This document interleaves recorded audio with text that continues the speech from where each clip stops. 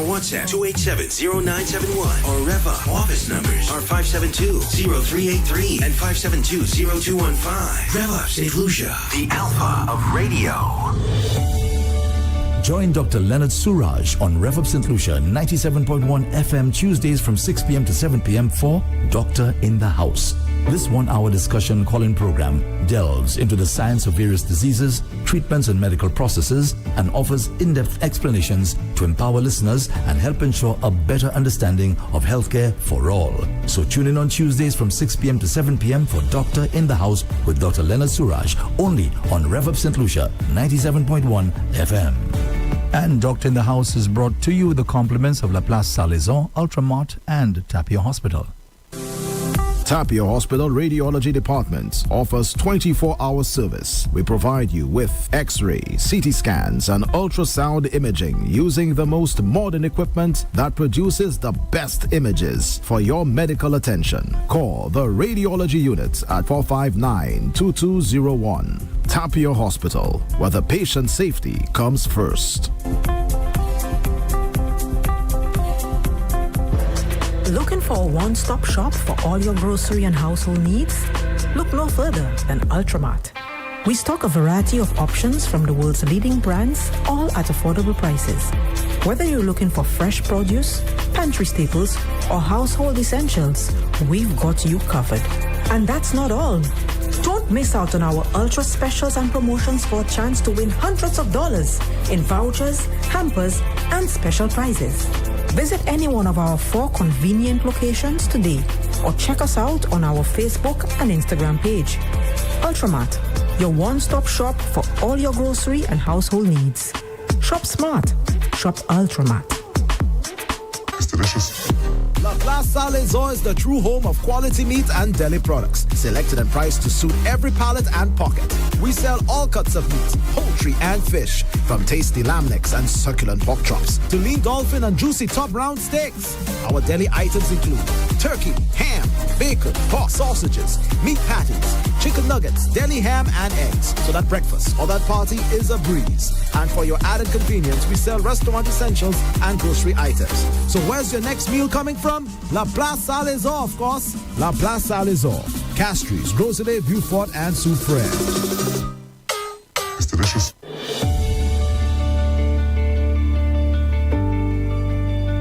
It's now time for Doctor in the House with Dr. Leonard Suraj. Dr. Suraj, a very good evening to you. Good evening, Andre. Good evening, listeners, viewers. Remember, we are streaming live on 97.1 FM, on radio, Facebook, YouTube, and X. We're also online. And also online. Also, you can call us online at 572-9710 and on WhatsApp at 287-0971. I'm giving you all that information up front. Mm-hmm. Strange enough, well, welcome again. Before I start, I would want to ask you one question, Andre. Sure. Do you know of any word in any language that is substituting for, that's equivalent to salaison? Any word in any language? Setting, yeah. In our patois setting, salaison is the meat portion of your food. Yes. Now, whether you decide your meat portion is egg or saltfish or whatever, it's your salaison. I defy you to find any other language that have a one word for your salaison. It's not a meat, it's not a fish, it's not... I'll have to go and Google that. Google that. I think, because, and remember, salaison is the protein meat portion of your meal.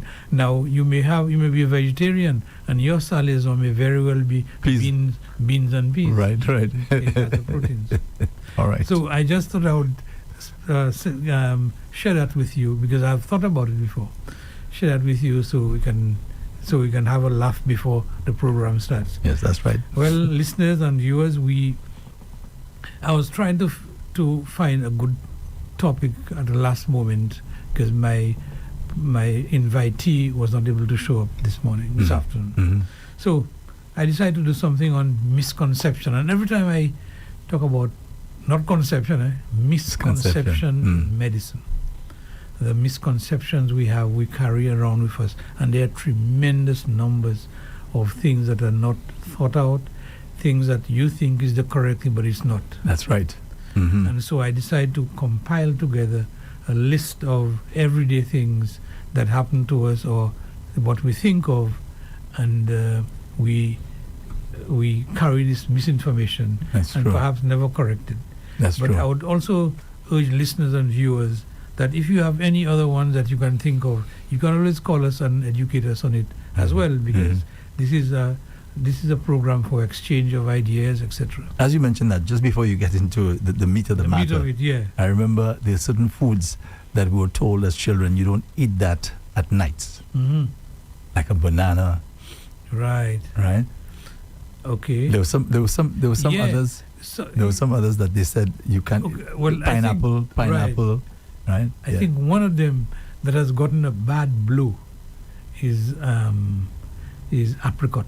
Yes, apricot is the other one. They say you mustn't eat apricot in the morning, you mustn't eat it in the night, you mustn't eat it with so many things. Yes. And I have found apricot is such a nice fruit. It smells tremendously well. But I think we have killed apricot by us developing that attitude towards it. So that just gives our listeners and viewers an example of what you're talking about. Yeah. Yeah. So, and even bananas, they say you mustn't have bananas, ripe bananas and butter. I don't know what it does to you. I don't know if you ever heard that. Yeah, I will. If you're But hot, if you're hot, yeah. I don't know what hot is supposed to mean. Well, maybe you've been running and you feel hot, or your body temperature rises. Mm-hmm. So a lot of misconceptions. It's true. Many of them. Mm. So one of the misconceptions is that antibiotics can cure everything. Antibiotics is for bacteria. It's antibacterial antibiotics. Anti means against. So it's against the bacteria. But bacteria is not the only thing that causes a disease in you. You have fungus. You have viruses. Viruses play havoc on us all the time. So if you have a virus and you go and take antibiotic medication, clearly it will not work unless you have a super added infection of the bacteria as well as a fungus. And it will clear one and leave the other.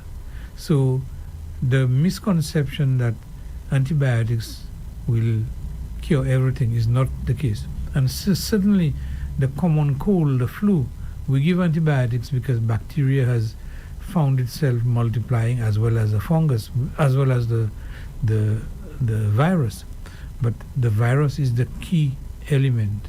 And the virus is a very small, minute organism that floats in the air, can be anywhere. You contract it through different means. Some by exposure, some by being on the same, sitting next to each other, and even on the desk and table, you can pass it through. Mm-hmm.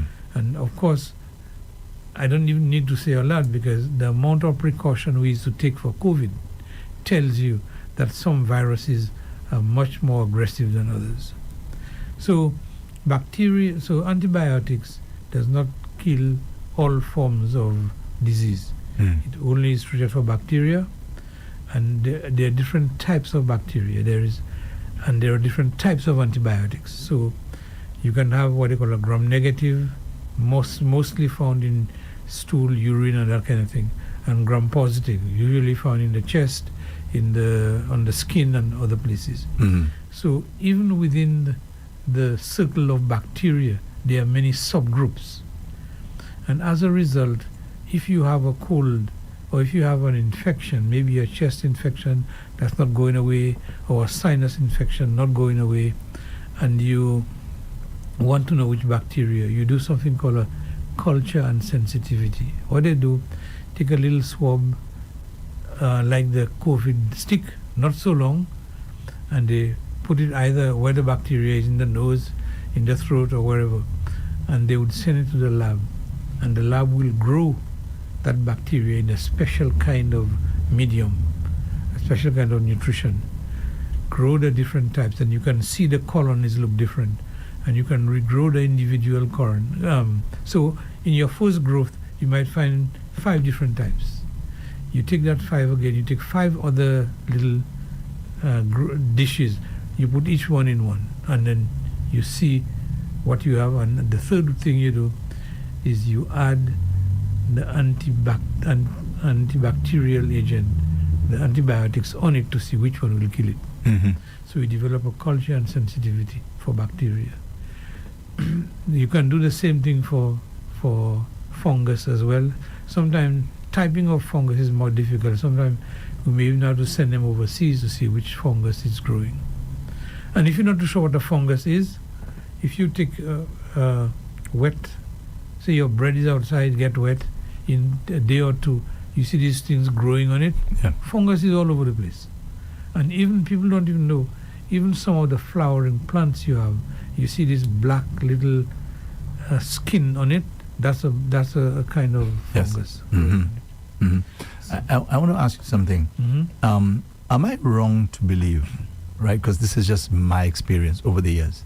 I find when it comes to a doctor prescribing antibiotics, to me, they always seem a little reluctant to suggest you take the let me rephrase that. Like they have to ask you, are you allergic to antibiotics? Yeah. Am I under the wrong impression? Like I keep thinking, like they're sort of reluctant to prescribe antibiotics. Not really. We have been taught that you don't prescribe antibiotics until you are sure it's a bacteria and you'd have an idea what kind of bacteria. And because the body itself fights itself to fight the bacteria to most of the time. So if you suspect it's a bacterial infection, you give antibiotics. If it's like a virus infection, like a common cold, so your young child goes to school, get a cold from the other children, come home, pass it on to you. These are usually viruses. And so the reluctance may be that if you have a virus, your body will fight it out. No point giving you antibiotics. I get you. Of course, in women, I have to put a special note in women and antibiotics, because in the woman's private area, vagina, there's a bacteria and a fungus that is growing in tandem, and they're happy with each other, and they're not troubling anything. They're there living in harmony. When you take antibiotics, you kill the bacteria, and the fungus overgrows. I see. And then you get a kind of discharge and itch or whatever. And in the older days, they used to think that the people got it from other sources. But generally, antibiotics can cause the overgrowth of fungus and cause that. So sometimes I do ask them, I say, are you likely to get a vaginitis or what we call a thrush infection? That's a mild way of saying it. If they do, I give them the thrush medication one time. So there are some concerns when it comes to antibiotics. So antibiotics have their side effects, and maybe the reluctance they have is that they want to make sure that you're not allergic to certain types, because there are types of antibiotics called the penicillins, right, associated with a certain amount of reaction, and especially when it's taken by the vein. Okay, if you're allergic to an antibiotic and you take it by mouth, it may not be as severe as if you had given it to you through the vein, through an intravenous injection, directly into the blood. So with the mouth one, you may get like a rash and itch and this and that, and you may find the skin getting a little pinkish, etc. But IV, it may actually give you much more severe symptoms. So that's why they always try to tell you, are you allergic to this, are you allergic to that, and so forth. So are you saying that the doctor will prescribe the antibiotic if the doctor is convinced that your body is not able to fight whatever the problem is on its own? Is that what you're saying? Not really. The body will fight it. For example, before the days of antibiotics, people used to die faster. Small infection used to kill them. And but some of them would survive. The body will fight it. But you give the body a fighting chance if you remove the sharpness of the bacteria, so that you kill the bacteria. You may not kill all, but the body has enough strength to fight the rest. And that's why some people just give you the antibiotics for a few days. If you don't want to take a full course of 5 days, then you can, 7 days, sorry, you can take a 3-day course. And there are special antibiotics for the 3-day course. There is one called azithromycin. It is designed to be used for 3 days only, but it lasts for a week in the system. So with antibiotics, you have to look at the common ones that are likely to give a side effect and notify the people of the possible side effects. Some are GI tract, some you may have to take with food, some you may have to take with an empty stomach, and also the antibiotics, make sure that you have no allergy. Penicillin is favorite for that. Very good antibiotics, works for many things, but some people have allergies to it. So that's probably why they have been careful. Okay. So for bacteria, we have the antibacterial medication. For viruses, you hardly use much antivirus medication. You use it in certain circumstances, but generally, if it's the usual common cold and these viruses, the body usually fights it and develop an antibody for it, and that's basically it. Fungus, as I said, there are different types of antifungal medication that you can use. And the more popular thing now, another misconception, and that's a serious misconception, is that vaccine can give you autism. Yes. Right. We've heard that already. This is very much especially during the COVID period. Right. And even We've now, heard a lot about that. with the new health person in the United States, the Kennedy, he is pushing that. In fact, just this morning, I was reading that he would like to stop, I think certain dyes that are in cereals. Yes, I think they said there's some connection between the dyes and neurological problems in children. So he's pushing for that. Pushing for that. Yeah. Yeah, but the research that has been carried out for for vaccine and autism has been studied over and over, and they have not found a cause relationship between the vaccine and autism. And by the way, you say the vaccine, you're speaking about vaccines in general? It is vaccines in general. Okay. Yeah, and autism. So that's a misconception, because the research has not shown that, and a lot of research has been done on that kind of thing. So where did that come from? I think many of these things are just derived out of a hunch. And when it becomes serious enough and it is said by people important enough, they begin to do research. And all these research grants they're talking about, a lot of the research is to find out the true cause of autism. And so far, they're finding it to be genetic and chromosomal. They cannot find any virus that can cause it. Of course, virus can cause a lot of things, including cancers and things like that. But certainly, the study is not in keeping with autism being a cause. And you remember what autism is a behavioral problem with children and so forth. I'm glad you brought that one up, Dr. Suraj. Because as I said, during the COVID pandemic, that's when we heard a lot about those... sorry. Yeah. It just slipped my mind there. What's it called again? The autism? No. The vaccine. The vaccine. Yeah, yeah. The vaccine. Yes. That was all over the place. And that's why a lot of people are fearful. You know how a vaccine works? Tell us. Okay.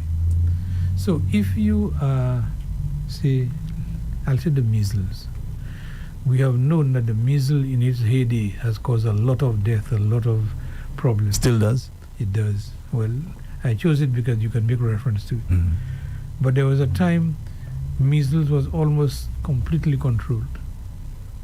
And when they think that you have a disease that is likely to be spread, and you don't really want it to spread, what you do, you make the body develop an immune system for that disease, say measles. So they would take the measles shell.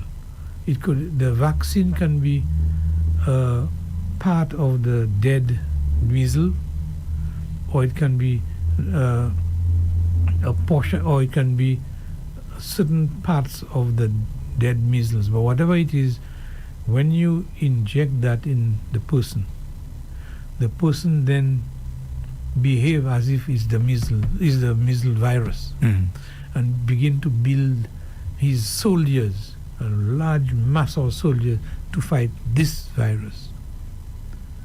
And so when the real virus comes, it attacks it and destroys it. So that's your vaccine. But the people who are against vaccines will argue and say that the body has a natural ability to do what you're saying there, what you explained. Yeah. So please address this, because this is the thinking. Because it is the body that is producing the anti-measles, not you. You are only providing is a dead measles, the shell of a measles. Again, they may argue, why do we need to do that? Yeah, because you don't want when the real measles hit you, for your soldiers to be, now you're building it. You must have that reserve of soldiers waiting for it. So, Dr. Suraj, let's just assume long before vaccines and so on, how did people survive? Oh, they used to die. Oh, yes. And tuberculosis has killed millions of people. And not only, and even in modern time, many people who suffered from polio. Yes. And you can see the effects of it in this current time. And still do. Yes. So it is not something to play with. It is just that the body, you don't want to, just like an exam. You want to pass your exam. You don't have to wait until the exam day and say, well, man, whatever I know it already. You prepare yourself for any question that comes, you hit it, or you answer it. So the level of preparedness will tell you to what extent you can succeed. So is it a myth then that your body has the natural ability to fight disease and so on? Yes. That's a myth. It's not a myth. Your body do have the natural ability to fight, but some of the fights or some of the organism is fighting has a very potent effect and can overcome the body. Like HIV? HIV, well, yes. Like because if somebody wants to argue that the body has the ability to fight off those ailments and illnesses and so on, then the body should have a natural ability to fight off HIV infection, right?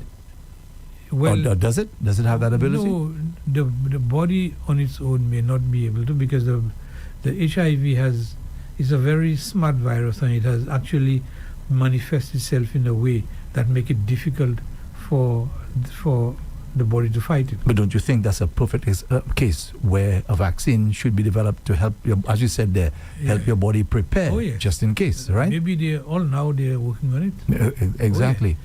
So don't you think that's a perfect example of the body not being in a position to fight off an alien? Well, yeah, that's right.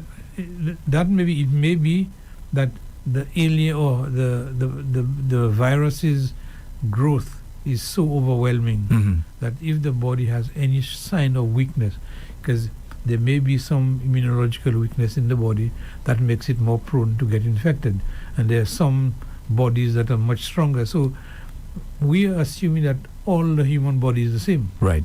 But some have more resistance than others.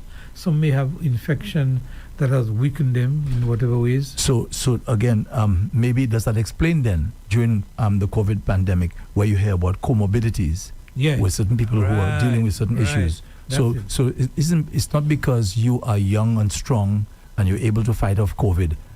That doesn't automatically translate to anybody being in the same position. That's what you're saying, right? And there are some illnesses that do have an effect on the immune system.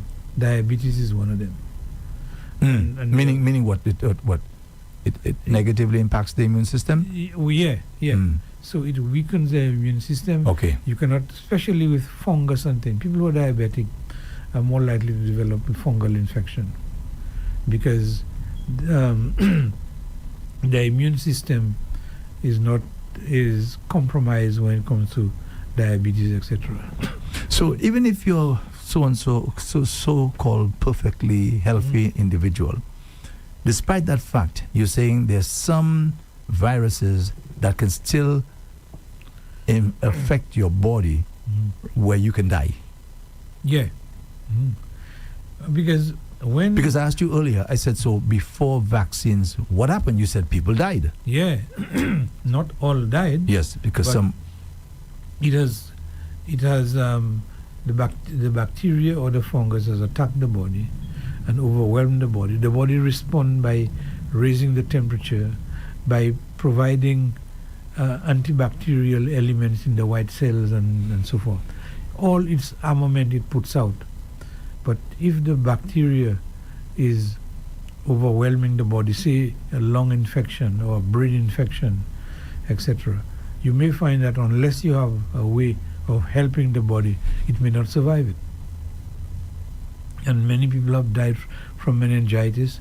Many people have died from other illnesses, bacterial illness. As a matter of fact, in the older days, more people used to live shorter, and more people used to die from infection. In more contemporary times, more people, depending on your socio-economic status, in whatever part of the world you are, you still find in some poorer communities, bacterial infection or infection at large is the main cause of death. And in more advanced societies, it's cancer and other comorbidities. Let me ask you a very, very good question, Dr. Suraj. I have a good question for you. Yeah, all right. Okay. So as a youth, I'm in primary school. I'm told that I need to take a vaccine to assist my body in dealing with polio. You got that? Yeah. All right, good. And I do that at age 12. From age 12, this vaccine that I've taken into my body, how long does the effect last? Right. Okay. Let me answer. You understand my question? Yeah, Right. I answer your question. I understand it. It varies on what type of vaccine. That's why some vaccine requires periodic boosters. Because the vaccine basically is the body's your body's reaction to a bacteria or fungus or whatever. So the vaccine is what the vaccine is to make the body have enough army for that. Right. Yeah. So, so these army of soldiers, some of them, depending on what type, they may be lasting for almost forever. Others may require replenishing every 5 years, every 3 years, every 2 years, or in the case of something like tetanus, it may just be there inactive, and when you get a cut, they say take a booster or take a tetanus toxoid shot to boost it, because some of the cells are there, we just need to amplify it. So yes, so it varies from type of vaccine to type of vaccine, and to decide how often you have to boost it up, and they do tell you the schedule when you can boost it. But you know, I took the vaccine for polio at a very young age. I've never had to take a booster. At least I was never told I had to take a booster or anything. Yeah. So how would I know that I need to take a booster? Let's just assume there's a pandemic of polio running around again. I guess I cannot just assume that because I took that vaccine how many years ago that I'm safe, right? Is that what you say? Depending on, it varies from vaccine to vaccine. What I'm trying to say is that not all vaccines have the same potency? I wouldn't say potency, longevity. Okay. Because some will last longer than others. So I'm asking, how do I know? How am I supposed to know? Oh, well, I think public health will usually know all these things about scheduling of vaccines, etc. It may be that many of the vaccines, like the polio, is just there for a certain number of soldiers waiting in line, and so when you get the infection, they just give you a booster. as you said, I guess the health ministry would know. Yeah, they would know all At that this. point, how to handle that situation. You have a call. And let me just give the number to our listeners and our viewers. The fixed line is 572-9710, fixed line 572-9710, or you can WhatsApp 287-0971. WhatsApp is 287-0971. I know vaccines are a very controversial issue. Now, Dr. Suraj, I know you probably have a whole bunch of these myths to go through there, but you know that one is very, very controversial. So let's take a call. Good morning. Good evening. Good evening. Good evening, Andre. Good evening, Doc. Good evening. Hi. Thanks for calling. Thanks for accepting my call. You're welcome. Doc, Talk to me. can the body reject vaccine? The body will actually use the vaccine is supposed to be an intrusion in the body and promotes the body to make its own antibodies. The reason why I ask is... But no, hold on, caller, but he's asking a good question, Dr. Yeah, Suraj. so- Can the body reject it? Well, the body fights it. Oh, it does? If you're allergic to aspects of it, maybe the shell, maybe the agent the vaccine is in, you'll get a reaction, which is like a rejection. But when the body is exposed to an antibody, an antigen, these are called antigens. When the body is exposed to an antigen, the reaction of the body is to destroy that antigen, but at the same time produce an antibody to fight it if it ever comes again. Because the reason why I ask this question... Sorry to disturb you, caller. Sorry to disturb you, caller. He's asking a very good question. Yeah, of course. He asked if the body can reject it. Because you know the body sometimes rejects certain things. That even organs, certain organs. Well, all these rejections are a form of allergy or reaction to it. It is not compatible with your body. Your body sees it as foreign. It attacks it. So then if it attacks it... when it attacks it, it makes a template of it and look for an antibacteria to fight it. And the antibacteria is what the vaccine is. You heard that, caller? Like I tell you, because Andre, the reason why I ask that, because you hear sometime somebody get a kidney transplant and you hear the body reject the kidney. Oh, well, that's different. When you... Okay. What they try to do... I'll do somebody else's. I'll listen. Okay, caller. Thank you very much. Again, let me just give the numbers. The fixed line is 572-9710, 572-9710, or you can WhatsApp 287-0971. WhatsApp is 287-0971. Call us and that'll be a very, very nice disturbance. We'll appreciate that. Thank you. Yes. Okay. Yeah, so what the caller was asking is more of a rejection phenomena as opposed to the body developing a vaccine. What's happening there is that before they give you an organ transplant, they try to match you in terms of your immunological status as close as possible to the donor. That's why if you have a twin, the match is almost perfect. So it varies from person. So when they give you a kidney transplant, the body to some extent will reject it and say, hey, that's not me, I don't recognize this foreign thing you'll put on me there. But so he was juxtaposing exactly what you said there when it comes to the issue of the vaccine. That's what he was doing. So how is he getting things confused? No, let me tell you. So that when you are when you have a transplant, so the body, the graft or the organ you are transplanting, the body, its tendency is to reject it if it sees it as being foreign. Now, what we do, apart from trying to get the match as close as possible to the person's organ, the second thing you do is you dampen the body's rejection capacity with medication and so forth, so that the body will not want to fight it or have limited capacity to fight it. And so you give medication, etc., combined with getting a close match to see to what extent they can prevent your body from rejecting it. So again, the body rejects it because it does not look like self. In the vaccine, if you want me to compare it to the vaccine. Yes, that's exactly what I'd like you to do. The vaccine, the body actually look at the thing and say, look, this is somebody invading us. Let me set up my army to fight it. And the army will remain, and the army will be the one that will fight the real one when it comes.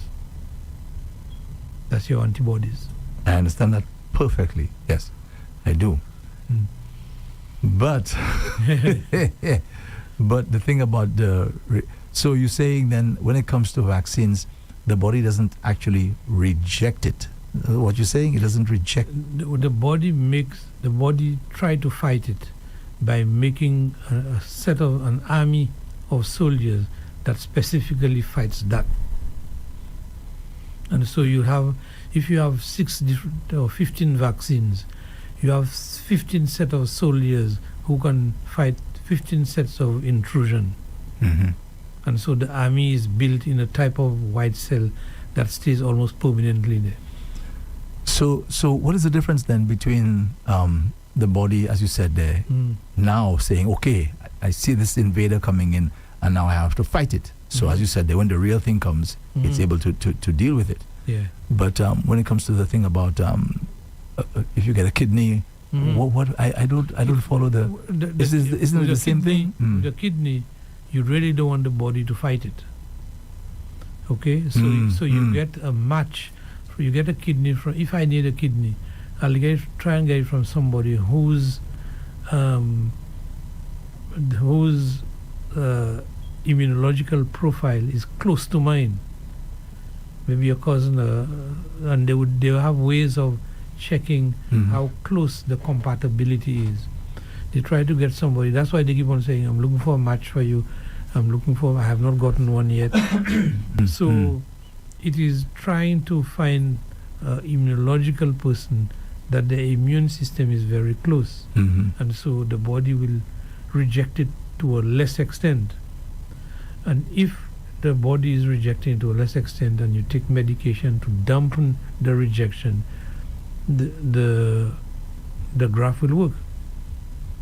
So there is a combination of being able to find a match that is close.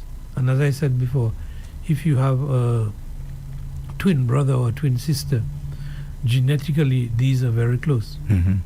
And so you may have to use less medication to stop the body from rejecting it. It's a little complicated, but I think I understand what you're saying. Yeah. But okay. So let me just let me just chew on that. And when I chew on that, let me just remind our listeners and our viewers that this is Doctor in the House Live with Dr. Leonard Suraj, and the program is brought to you with the compliments of La Place Salaison, Ultramart, and Tapia Hospital.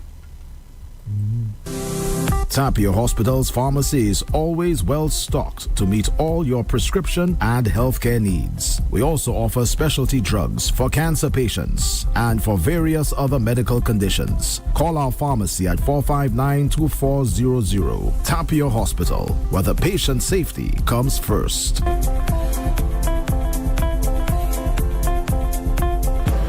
Looking for a one-stop shop for all your grocery and household needs? Look no further than Ultramart. We stock a variety of options from the world's leading brands, all at affordable prices. Whether you're looking for fresh produce, pantry staples, or household essentials, we've got you covered. And that's not all. Don't miss out on our ultra specials and promotions for a chance to win hundreds of dollars in vouchers, hampers, and special prizes. Visit any one of our 4 convenient locations today or check us out on our Facebook and Instagram page. Ultramart, your one-stop shop for all your grocery and household needs. Shop smart. Shop Ultramart. It's delicious. La Place Salazar is the true home of quality meat and deli products, selected and priced to suit every palate and pocket. We sell all cuts of meat, poultry and fish, from tasty lamb necks and succulent pork chops to lean dolphin and juicy top round steaks. Our deli items include turkey, ham, bacon, pork sausages, meat patties, chicken nuggets, deli ham and eggs, so that breakfast or that party is a breeze. And for your added convenience, we sell restaurant essentials and grocery items. So where's your next meal coming from? La Place Salazar, of course. La Place Salazar, Castries, Rosalie, Beaufort, and Soufrière. It's delicious. This is Doctor in the House with Dr. Leonard Suraj. Welcome back, Dr. Suraj. Yes. Thank you. And remember that you can contact us on the landline at 572-9710 or shoot us a WhatsApp at 287-0971 just to make a contribution and just to add flavor to what we are saying. We always welcome an input from outside. Yeah, and let me get to a little more controversial one. If you think that one was bad. Well, just to be sure, just in case our listeners are just tuning in, you're saying there's no link between vaccines and autism. Autism, so far they have not found a link, and they have looked specifically at that. And scientists have done many studies looking for whether there's a link between the vaccine and autism. The overwhelming evidence is that it's not. And you're also saying that not every body, B-O-D-Y, is the same, while your body may be in one body may be in a position to fight off certain illnesses, etc., etc. Another body may not be so designed. Right. Well, so, no, not so designed. Okay. I think the different bodies have different capacity to fight and wave off infection. And the capacity is built on the immune system. Some are weaker than others for a variety of reasons. They may not have been, some of them may be genetically so, others may have comorbidities that may be causing it, because the immune system is part of your health. And some people who have other issues, and maybe they are on different medication that weakens the immune system, and even those who are on transplants, etc., they are more likely to get infection because they are warding off infection. So there are a lot of not all of us have the same immune capacity. Yes. And therefore our ability to fight infection may vary. But you'll agree that there are some people who believe strongly that their immune system can handle anything. Well, they do. Yes. And there are some people that believe that if you give them an IV dose of the medicine that, say if you're going to kill somebody with IV medication, as they do in some parts of the world, no matter what you believe, you go in. Because the physiology is such that when they give you this lethal medication, you'll go. And so no matter what you believe, because the belief is a state of mind. So is that a flawed belief that your immune system can handle anything? Is that a flawed belief? Or there's certain people who have an immune system that is so powerful that they can ward off anything? I don't think so. You don't think so? I think so. I think it is a fight between the bacteria or the invading organism versus your immune system. That's the fight. And if you find a bacteria that's equal to the task, it may overcome you. And that's why many people have died from infections. Okay. Okay, so you. The other misconception we have is to do with natural remedies. They say one misconception, natural remedies are always safer than prescription medication. I'm glad you're going there. Yeah, so this is rough territory, but I'm going very rough. Because what they say is that the term natural... And by the way, there's a connection. I think there's a connection between the natural remedies philosophy and these people who believe that the immune system can handle anything. Yeah. And that's because they're on a natural lifestyle. So that automatically puts them in a position where their body can handle anything. Yeah. So the misconception is that a natural medicine lead people to believe that the remedy is inherently safe without any side effects. So because it is natural, we think it is inherently safe, and it has no side effects. So in other words, we're thinking that we can take as much, if for example somebody has a concoction and we are told it's for a particular thing, but it's all natural, we shouldn't believe that we can just imbibe at will. That's right. And I've had patients who had surgery and just find that they're bleeding a little too much, and you wonder why, what has happened, only to find out they drink turmeric in the morning, turmeric in the afternoon, and they combine that with turmeric plus boaden plus which is cinnamon. All these two are blood thinners. So unless you had the presence of mind to ask them, are you on these things before, you may well find that now this is somebody who take maybe not just one cup, they do it habitually. So these can actually affect your your clotting mechanism and prolong the bleeding. It has not gotten, those I've seen have not gotten life-threatening, but it is something that can happen. And you remember I gave you the example once of the vincristine and vinblastine, where these are drugs. They found that the cows were aborting. That's in the Midlands in the state, in England. And they discovered that they asked the Ministry of Agriculture to come and investigate why these cows are aborting, can't keep the babies. They studied the cow and discovered the cow is eating a special grass. That grass, they identified the grass and was wondering what part of the grass. So they made research on the flower, the leaves, the stem separately to find out where is that, what is killing the cows. And they found that it was the grass itself, and they discovered what was in the grass, the leaves, that is actually causing the abortion of the cows. It was a compound called vincristine, and this compound, they found that when fast multiplying cells are developing, this compound prevents the development of the cells, cut down the speed of growth to the point whereby a fetus is like a tumor. It grows and multiply very fast. And so this multiplication was halted by the vincristine, causing the cows to have abortion. Wow. This medication has become one of the cornerstones of our anti-cancer treatment now. So they use the same, they say, okay, so you're killing cells, all right. So we'll use you to do something else, to kill cancer cells for us. And so it's working. So, and all these are natural, but because it is natural, does not mean it is safe. So we have to study this thing carefully and make best use of it. Of course, to every disease process, you'll find a natural answer for it.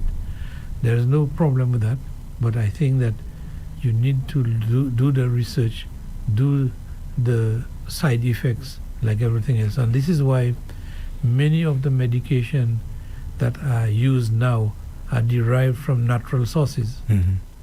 And they get so sophisticated that if there is a big compound that, say, a molecule that which is the chemical composition of a drug, if that molecule has side effects, they have ways of trimming off the side effects to make it less dangerous to use.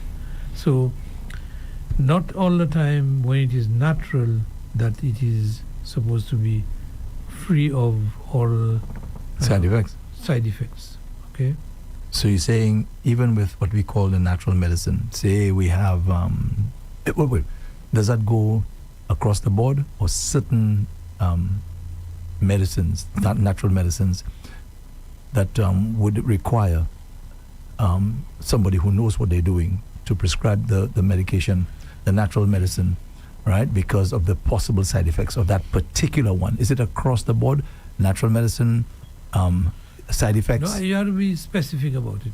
Those that, because by and large, most of the medication have very minimum side effects. Okay, and if you have singled out a few that can have effects, then, for example, if you're using turmeric often, you may find that you have to be careful if you're going for a surgery to stop it a few days before. Because you said it's a blood thinner. Blood thinner. And if supposing you're taking your aspirin and you're taking your blood thinner, your turmeric, and you're taking cinnamon, you're actually compounding, making yourself more prone to a bleed. And so if you're going to use the natural thing, be cognizant of if it is aiding and abetting other medication as well. So, and you often hear doctors would say something like, okay, I know you're using this natural thing, because I guess the patient would tell them that they're using a particular leaf or something.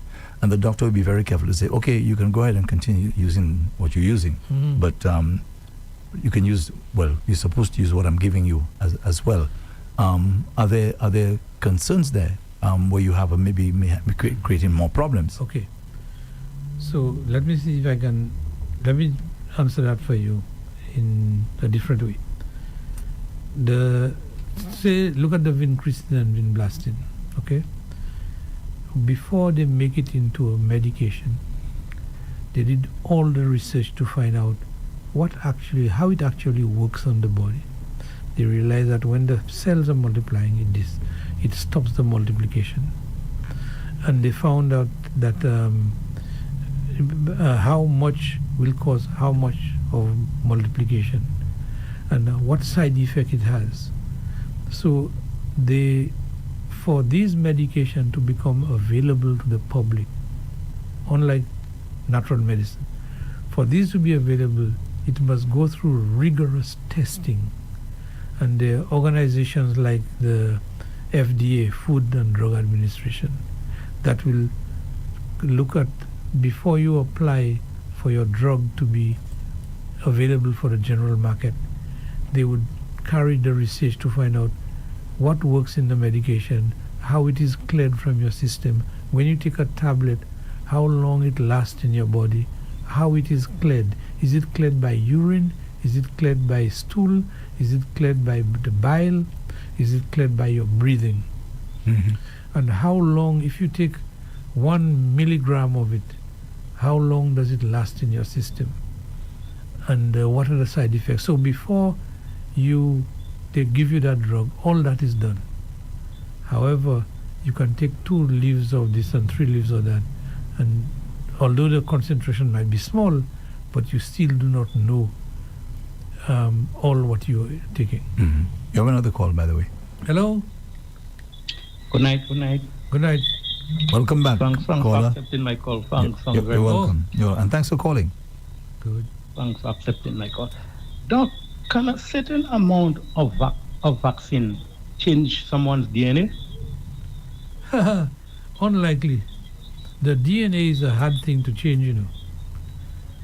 Adaptation over years, over centuries may make changes, but it's very difficult for current situation to change your DNA. Because DNA is your blueprint. Because, as you say, your white blood cells are your soldiers. And if your soldiers get weak and they are dying, that will not have any effects on your DNA? Let me tell you. So what happened is that the soldier, it's an imprint. There are some cells. I'll listen. Sure. Thank you. There are some cells that last forever. For example, the cell that caused you to have a tattoo. The tattoo is a kind of Indian ink. And then your white cell, almost like permanent white cell, goes in and see the tattoo as a foreign object, engulf it, stays there with it for life. And that's why you can't take it out. Can you repeat that, Dr. Suraj? Tattoo.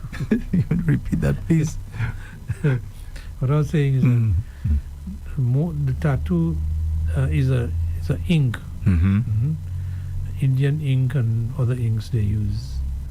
And when the ink is on the body, the white cell, a special set of white cell called the monocytes, they would see that as a foreign object. The ink as a foreign object. Yeah, because when you magnify it several hundred times, you find it almost like little granules. So they would engulf it and just grab it and stay there with it. It doesn't move, it doesn't shift, it just stay there. So the same thing is you're talking about earlier, where it recognizes this thing as a foreign object, no? Right, yeah. Okay. But this is not an immunological, well, it's immunological, yes, but it is not specific for that. Because one is to see the thing, it engulf it. But the thing is that the cell that engulf it does not die and stays there for a long time, and it does not move, stays there. So that's why the tattoo remains the same place all the time. That's amazing. So there are ways now, laser-wise, when they can remove it. But that is, I'm saying that to say that some of the white cells, the composition of white cells is such that it lasts for a long time and almost forever. It just stays there. That's amazing. that is amazing. But there's a lot of amazing things happening that never come. We just take it for granted. Yes. And so I think that for these things, the body is a remarkable organ. Yes. And I always say that you don't heal the body heals itself. All you do is to create the right environment for the body to work. So I imagine that would include the vaccine. The vaccine will, if you have vaccines are for specific dangerous diseases, and society have found it so dangerous, we're protecting ourselves against it. So they give you the vaccine to encourage your body to build an army to fight it. And some, as we said, some vaccines last once in a lifetime. Others may require regular boosting, etc. So, and each of the manufacturers of vaccine will specify how it's supposed to work. How are we doing with time? We have 3 minutes. Okay. So yeah, go ahead. So let's just stick there with the vaccines, because it's so controversial. We know what these days. I'll bring some of these vaccine people. I think so. In front of the ministry. I think so, because it is clarify a few things. Yeah, it is so controversial. It is so controversial. I mean, to the point where some people will not even allow their children to be vaccinated, and having issues with the school system and so on. That's how controversial it is. And I think before the whole thing gets out of control, I think a lot of education has to be put in. You mean re-educating? Re-educating and reinforcement of the education, because it's reinforcement that is causing us to either believe or don't believe. And most time, in the absence of authentic, proper information, we get roadside information that we adhere to and find it difficult when the new information come for you to accept it. That's why many of my patients who I have seen, you ask them, they've been to Google, they've gone to Dr. Google, and makes my job so much more difficult, because if you have a virgin brain, I can put authentic information in it. But if your brain has been soiled with false information over a period of years, it's a problem to eradicate that new information. So I think off the bat, we as a medical fraternity should push more information that the listener can assimilate and can recognize and can use for their own health and benefits. Well, let me put a little caveat there, if they're willing, because some people are just stubborn. Well, there will always be a group that is you have what they call the conspiracy theorists, those individuals who just stick, and they have their own explanation for things, their own philosophy, how they see those things, and it lines up with what people already believe. Right. So yes. And you talk about an army. That's a real army of fighting people like you, fighting the system, which is trying to educate them. Yeah, to keep them on a safe track. But so that is how, in a state of democracy, that's what you find. Everybody must have a view. Everybody must have a platform in which to air their views, etc. So I think that I had about 15 points. I was just about saying you probably barely scratched the surface. I got to about number 4. I think we better continue this discussion next week if possible. Well, that's possible. I'll see if I can persuade one of my vaccine colleagues to come next time. No, I'm just talking about all these myths and so on. Oh yeah, there are quite a few. Quite a few. Yeah. And it's important, Dr. Suraj, because even the thing about eating things when you're hot. Yeah. A lot ripe banana, you can't eat ripe banana if you're hot. Yes, and a lot of us still believe those things.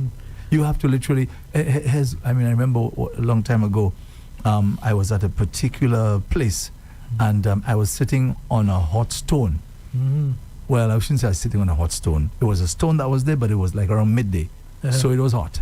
Yeah. But the place I went to, it was a poor family, so they had no chairs to really offer those of us and I was standing after hours really standing there. So I sat on that hot stone, and I remember one of the ladies, who, probably like maybe 60s, 70s, right? And she said to me, "You will get a venereal disease if you stay on that hot stone." Yeah. And I knew better. I knew that wasn't true, and I wanted to kind of prove it to myself and to prove it to her. So I said, let me stay on that hot stone and let me prove to myself and to her that. But there's something in the back of my mind still telling me maybe she's right. Maybe she's right.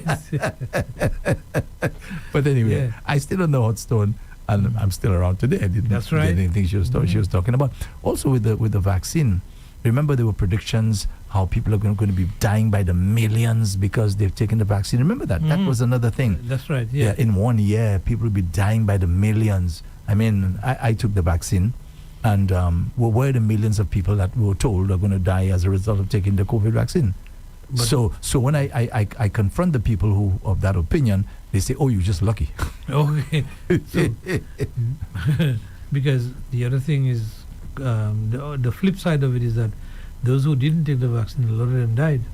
Yeah, that exactly. So, yeah, and just a quick one, Dr. Suraj, has another one. As ridiculous as it may sound, I remember as a little boy, I was walking past the cemetery, the shock cemetery, and I was with a lady. I was a little boy. She was taking us, for me and my family, for a walk and so on. Okay. My brothers for a walk, and I remember I was pointing towards the cemetery and saying where this person was buried.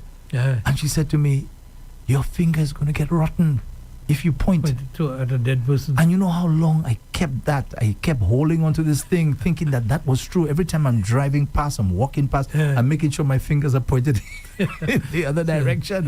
Yeah, I kept that until I remember years later. I said, no. Let me fight this thing. I remember I went to the cemetery and I pointed my finger. I pointed my finger just to prove to myself that but I remember going home. And I was saying, "My God, boy, let me see that." You look at your finger, see if it's still there. So I understand what you're saying. These things become so ingrained, and we believe them. We even pass it on now to the next generation. And guess what? The next generation scoops that up, Yeah, because see, I think you cannot underestimate the power of belief. I've always said that the faith is stronger than facts. Believe it or not, faith is stronger than facts. And no matter what, if you believe in something, no matter what evidence is shown to you otherwise, you go where you believe. So that is sad. I wouldn't say it is sad, but it shows a lot of our lack of mental analysis, where we don't look at information and balance. We don't have a balanced thinking process that makes us check, could that be correct? Is that correct? Should we think that way? And we just hold on to something blindly, and we carry it with us. Yeah. to our graves sometimes. Yeah. That is sad. That is sad. That is as old as civilization, eh? Because I imagine a person or an individual like that who does not want to change. I can't see how you now in a normal lifetime can progress because of your thinking. I mean, you don't want to move on. And what's even worse now, if you see the speed at which the world is moving, for example, you don't even see a fax machine. That's true. You don't see a Xerox. That's true. I haven't seen that in a while. Right. That is true. You don't even, the cell phone we don't have pager. We have sophisticated cell phone.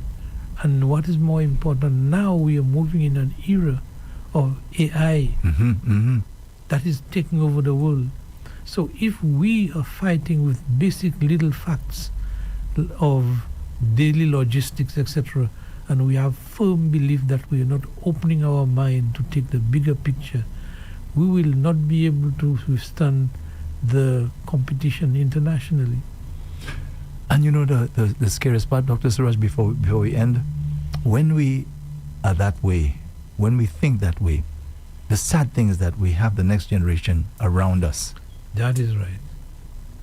And they just pick up from where we leave off. So there must be a drastic re-education to allow us to think more objectively, less passionate, and try and be more logical in our deductive ability in our thinking process, so we can be more competitive. On this note, I would have to sign off for tonight because you're going to kick me out in no time. Yes. Okay, listeners, thank you very much. Next week, Tuesday, I'll be there again and we'll discuss, maybe continue from where we left off. I think so. Thank you. I think so. I'd like to hear all those myths and so on.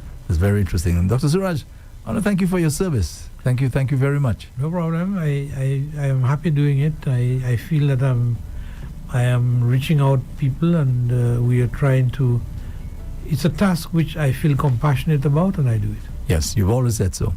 So I thank you very much for your service. Thank you. Thank you. All right, you've been listening to and viewing Doctor in the House with Dr. Leonard Suraj. You can check us out every Tuesday evening from 6 until 7. So check us out again next week Tuesday for another Doctor in the House. And Doctor in the House is brought to you with the compliments of La Place Salaison, Ultramart and Tapia Hospital. Tapia Hospital's pharmacy is always well stocked to meet all your prescription and healthcare needs. We also offer specialty drugs for cancer patients and for various other medical conditions. Call our pharmacy at 459-2400. Tapia Hospital, where the patient safety comes first.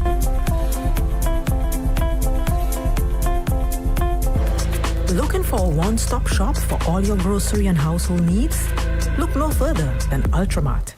We stock a variety of options from the world's leading brands, all at affordable prices. Whether you're looking for fresh produce, pantry staples, or household essentials, we've got you covered. And that's not all. Don't miss out on our ultra specials and promotions for a chance to win hundreds of dollars in vouchers, hampers, and special prizes. Visit any one of our 4 convenient locations today or check us out on our Facebook and Instagram page. Ultramart, your one-stop shop for all your grocery and household needs. Shop smart. Shop Ultramart. It's delicious.